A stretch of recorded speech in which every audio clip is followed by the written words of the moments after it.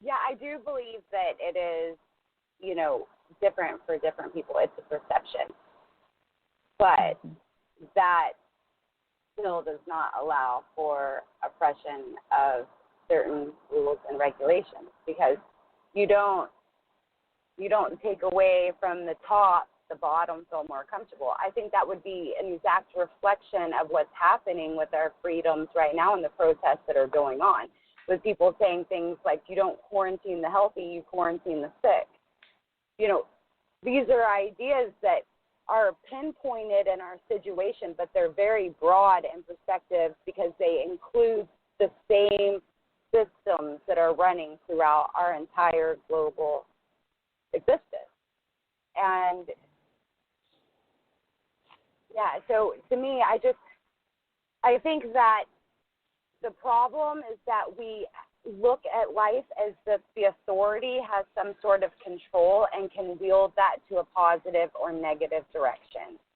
And we need to come into a space when we're thinking about things like New Earth, because, that's the construct I want to work within. I don't even think this construct exists anymore. To me, it's fallen. It's dead. So I want to be focused on what I want to create as far as the evolution of mankind and for the evolution of mankind, which is a process. It starts at the very bottom where you're completely asleep, and then you move up. But there are ways to accommodate everybody on that in a way of peace and a way of love. But a way of peace and a way of love doesn't always mean to be quiet, and it doesn't always mean to be calm and to be under control. There are two sides to our reality. One of them is fire and one of them is water. And when that's alchemized and the people that are, leading the path or really showing the path to others, they don't have to take power away from somebody else in order to feel in power. They are staying in power because they are empowering others to their equal amount of power. So that's a new type of construct to even look at freedom in. Because if everybody's being taken care of from the bottom up, then what do we need protection from? And we were talking about karma. Well, karma is also fourth dimensional. So if you're on New Earth that's rising into the fifth dimension, karma no longer exists anymore. It's alchemized. And the reason that we're here for all of these full in service to go to the fifth dimension is because density has trapped souls in a karmic loop, because they hold so much shame and guilt and grief whenever they leave this earth.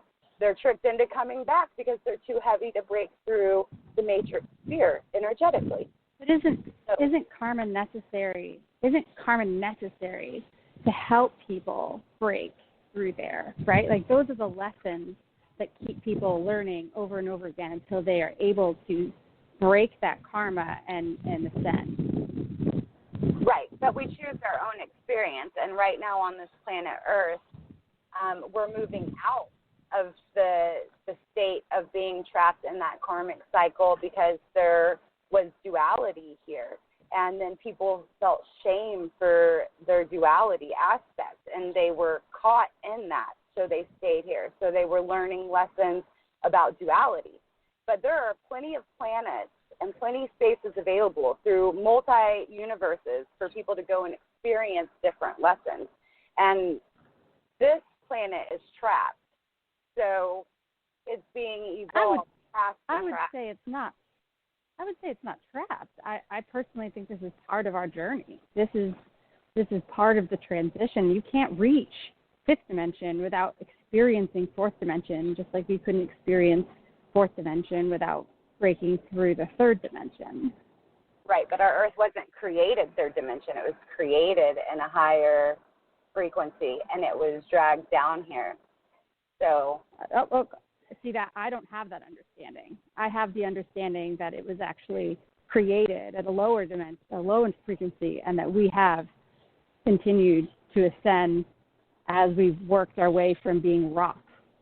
That's my personal understanding. Well, it was available for experimentation. Yeah, all of it is. I got a quick question for you, because what I'm sensing, and I'm seeing some words coming along with what you were saying, and I'm just going to ask you if maybe this lines up with how your statement here. When you discuss us going into the fifth dimension and how karma is fourth dimension, and so if we globally, or our planet moves into fifth dimension, you're saying, or in your beliefs, are you saying that then karma just goes to the wayside because collectively we've done this task and we get to have freedom after that? And then if that's what you mean, that sounds like the rapture from the Christian religion, which is all of the beings who are light energy being brought up into the sky with God or Jesus, being free of their stresses and earthly bound traumas, I guess. Is that how you feel, though? Is it once we move past the fourth dimension and we get to the fifth, then it kind of frees us of karmic debt for this planet? Yeah, well, I think that the light workers that are here working and doing the shadow work, we're resolving our karma right now, so that we're in space for the time that we move into the 5D transition. But we're not going anywhere. It's just a state of consciousness. Sure. So we're only returning the Earth back to its original blueprint, which is genetic coding. So and I don't know much about that. Do you want to talk a little bit about genetic coding? I've had a couple of my guests over at the Alchemy Sisters talk about genetic coding in comparison to like twin flame relationships, but I don't really know what genetic coding or karmic coding is. What is it?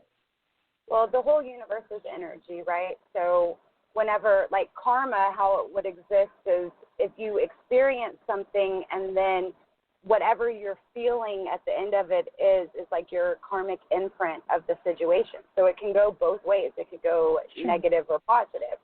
And you carry that imprint until you resolve the fact that it's not your original imprint. And so where like empaths and, can get all messed up in who they actually are because they're reading a bunch of energetic codes and they're not all theirs, but because they're here to process their own genetic codes, they just start processing a lot of stuff. But, it's in the earth. Like, we're made up of water. The earth is made up of water. What we speak or intend into the water creates a molecule structure that then it's like goes into like sacred geometry and all of those different things. So we're connected to the earth, but because the earth is being destroyed, it on a level is cellularly destroying us and our human physical bodies as well. So that's a part of karma of the earth that's going to be resolved, as well as any interactions with guilt, blame, shame. That's all density, and is what holds us into the lower dimensions. Is just carrying that energy. I mean, I learned a lot about what all of this was recently through the experience of my mom's death, because I spent 2 weeks with her on her deathbed where we were recoding her energetics, and it just was natural to me. I mean, nothing I've done has been about anything that I've studied. It's just about through my experience what's unfolded for me and how I've created from that. But I learned a lot of really interesting things about the situation, because while that was happening with my mom, I call her multidimensional because she was no longer like my mom, and she was on a lot of medicine, so she was like speaking in the other world.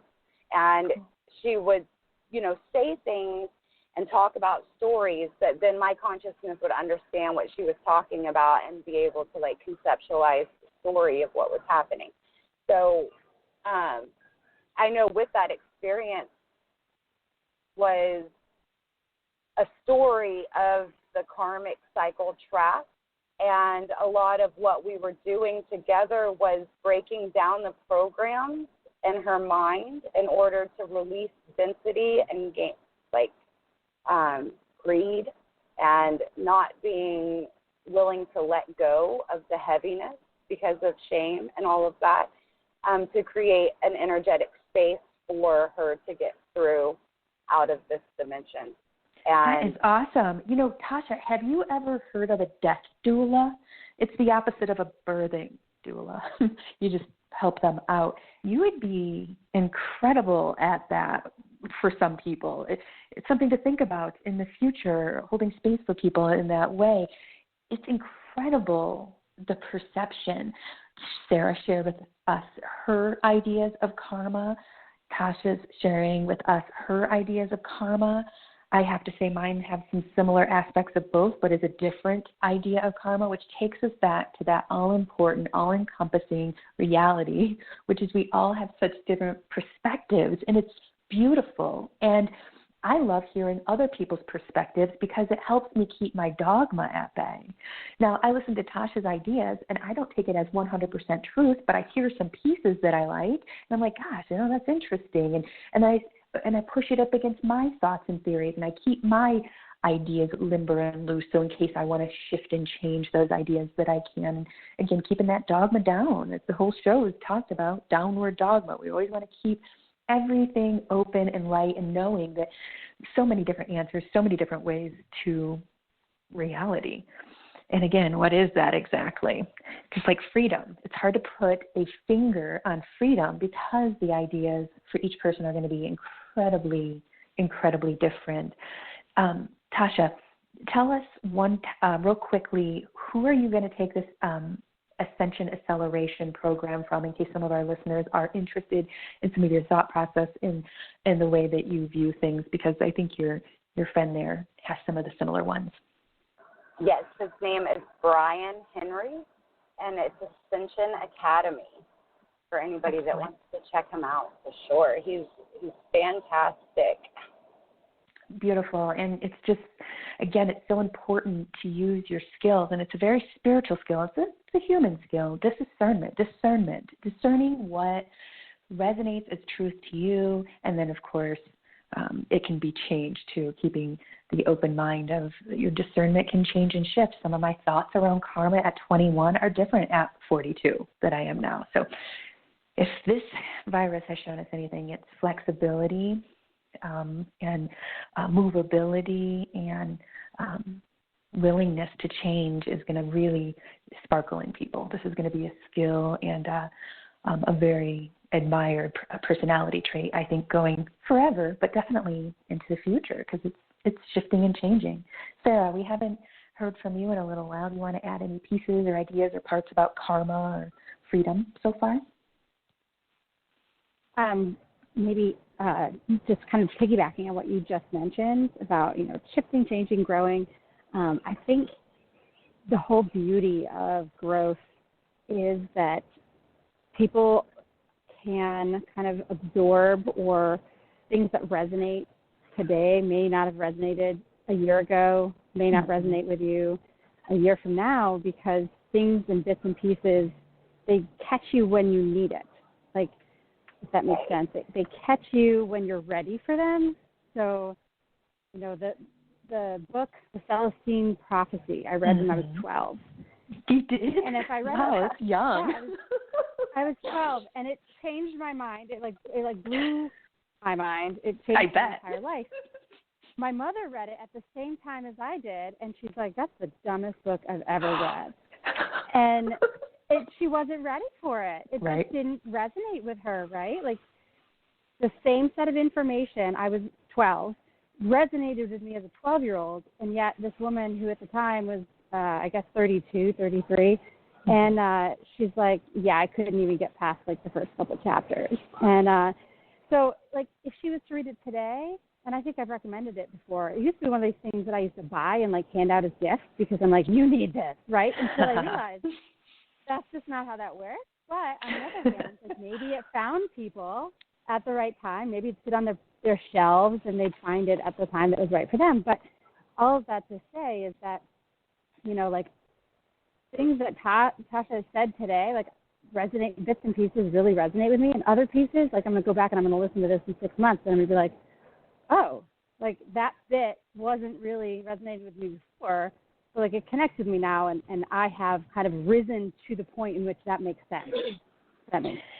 Yeah, it happens all the time. I mean, I remember, and I know everyone listening has done this unless you have watched zero television in your life, but I remember watching movies in the 80s, I don't know, let's just use one silly that we all probably watch, like a National Lampoon's movie, you know, the ones with Chevy Chase. You guys